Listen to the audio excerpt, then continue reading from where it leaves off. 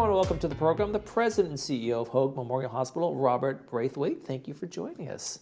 Glad to be here. So you oversee all aspects of hospital operations, quality of care, and all of those kinds of things. And so tell me a little bit about Hoag Health Center over there in Irvine. Opened back in 2016, right?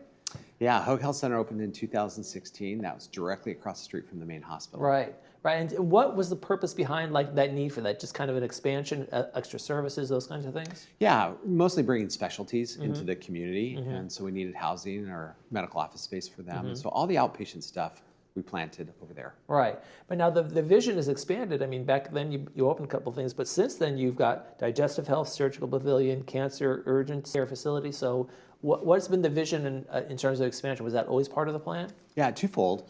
Once you bring the specialists to the community, then you need places for them to actually do what they do best. And a lot of that is on the acute side.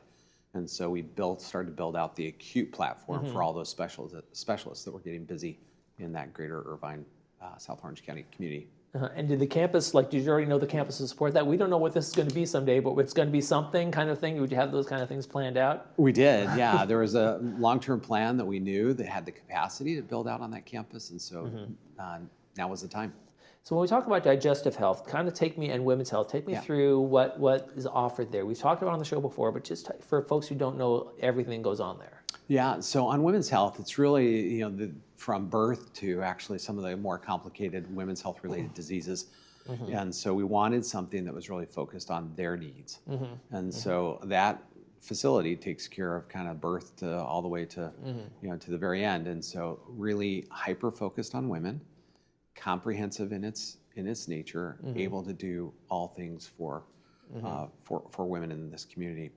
On the digestive health side, there is a large and growing prevalence of digestive disease-related conditions. Okay. In fact, 11 of the 11 top cancers in the country, 4 of them are digestive health related. Oh, wow. And so we kind of felt like, hey, most people, when they have something serious in the digestive space, are leaving Orange County to go get those services. And so we thought that shouldn't be. We got 3.2 million people here. Right. A lot of prevalence. Let's make sure we create the expertise so that residents don't have to leave Orange County. When we talk about the surgical pavilion, is that mostly outpatient surgeries? Because I mean, the main hospital, I would think we'd go for the main important surgeries, the big ones. But is that outpatient kind of stuff, or is it a little bit of everything? Yeah, great question. So it's actually attached to the main hospital, but dedicated to surgery, and it does both outpatient and inpatient. What's different about that is we created the rooms, added the technologies to do the big surgeries like open heart surgery, neurosurgery, and making those available in this part of Orange County. And those so there's room for robotics and things like that were never part of the plan back in the 50s and 60s and 70s? That's right. The technology inside an OR is completely different than what it was even 10 years ago. And lots of automation, lots of digital tools to help make those surgeries successful. And even the power that needs to go into a surgery room probably is like a different kind of, we need outlets here, we need this kind of thing, and 220 or whatever it might be. Yeah, they're hyper-computerized. Right, okay. And now we have the cancer urgent care facility as well. That's, again, one of the expansions from the Sand Canyon facility there. Tell me a little bit about that one, too. So when cancer patients need care, and oftentimes they do during the course of their treatment because of the nature of the treatments, oftentimes they'll find that they'll have a complication in the journey or some type of condition, fever or whatever the case may be. Probably the worst place to go, or is the emergency room, where you got other people that are not feeling well, right? And so we said, you know what, even though they need emergency care, let's create a venue for those patients that might be compromised where they are safe from any other potential. Right, anybody coming in with a whooping cough or whatever. That's right. Because that's just, your immune is already compromised, like you say. You're on chemo, you're in radiation, so you're in a compromised position in the first place, right? That's exactly right. And a lot of those treatments are complex. And so adding the expertise of oncologists into that emergency situation really helps and creates a very safe environment for those patients. When you get together with your board and your advisors and that kind of thing, what do you guys think about in terms of community benefit goals? You sit down and say, how can we best serve the community, and what our goals should be when you think long-term and short-term? Yeah, so we're constantly monitoring the needs of the community, the developments of technology, but more importantly, looking at where the community is going, the demographics, et cetera. we can predict pretty accurately what kind of services are going to be needed 5 years, 10 years out. And so in that long-term planning, we start building platforms to be relevant 10 years from now. And so it's really a thoughtful, analytic process. Okay. I have no stats to back this up. This is me looking around. I see UCI building. I see the Kaiser building. I see a lot of people coming in and really building bigger and better facilities. Do you take a look at that? Is there oversaturation coming, or is there just such the need that there's room for everybody? Not at all. I don't think there's an oversaturation at all. I think what's transpiring in Orange County is the technology is driving change. But not very many organizations have the capacity to meet those technological advancements. And so, candidly, we're going to need Hoag and we're going to need a UCI to continue to step up and advance healthcare in Orange County. You have a degree in health management and promotion, and then you have a master's in health services administration. It seems interesting to me that you didn't take a doctor route to get here. You wanted to be in this world, but on the management and that kind of side of things. Yeah, great question. So initially, when I graduated from undergraduate school, I was headed towards medical school. And then had a little bit of a pivot because I thought, you know what, I'm going to take some business classes. And then I realized by taking this track, we could probably do more at scale for more people than maybe the one-on-one exam room experience that many people have with doctors. Because a lot of people, and just again, a stereotype, these corporate CEOs, they come in here, they're looking for the bottom dollar, but you had a vision because you wanted to serve people, you wanted to be a doctor, but you took that and said, how can I serve maybe even more people better than one-on-one patients? That's right. And I made sure I was in a nonprofit organization, hyper-focused on a community, not big healthcare. I mean, there are a few other criteria that went into that decision. You joined Hoag back in 1992, and you became CEO in 2013, I think it was.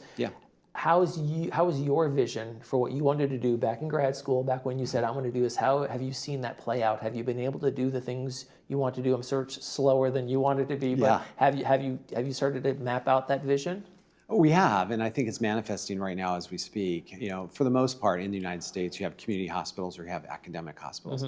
The real brilliant organizations are a meld between the two, like Mayo Clinic or Cleveland Clinic, where they are academic in nature, but they're not academic institutions. They're private hospitals that are community-based. And so Hoag migrated into that place. We call it privatemics. And so we really like that model. It was a model that we started back in 2018 to adopt and embrace, mostly at the encouragement of a couple of our colleagues across the country, including Cleveland Clinic. I said, you could do this. It's a great place. It's a great model, and so that's what we're doing. Great. And you also kind of are in the community too, right? You support some foundations, schools, and things like that. Talk about the kind of the service, how you give back to the community that you're serving. Yeah. So part of the really non-hospital work that we do is actually making sure that communities are healthy and well. And so we have a lot of initiatives where we go in and build out a nonprofit that might be wellness or health-oriented, but we help them expand their services and meet a need inside the community. And we love that, including the schools, placing clinics at schools or doing wellness initiatives within the schools here in Orange County. And it's very rewarding. One of the biggest or highest profile things you guys have a name on besides your hospitals is the Hoag Classic over in Newport Beach. Is that changing a little bit, or what's going on? We just had it this a month or so ago, right? But next year you have a different vision for it? Yeah, so we had the opportunity, mostly at the encouragement and invitation of the PGA, to elevate the tournament. So it's the Hoag Classic still, but they elevated it to the Senior Championship. And so it became one of the majors, effective next year. It was a real nice gift to this community, and certainly an elevation of the tournament for Hoag. Because that brings in some of the bigger names. They want to have that trophy, that kind of thing, right? That's kind of great. Do you get out there to watch it every year? Every year. We're on the course. That's terrific. That's so much fun. Why is that important to put your name on something like that here in this community? You know, it's great for the community. It's a community building type endeavor. Also included in that is a wellness and health thread. And so everybody focuses on the tournament, but we also focus on health and wellness in our community, and it rallies the community in a very positive way. I went by your booth and got chapstick and sunscreen, so Yeah. yes, I know you do that. What do you see the vision for where you want Hoag to go? Is this the kind of same course, or is there something that you guys want to do in a different way, or they're retooling or rethinking of how health can be served, how community can be served here in Orange County?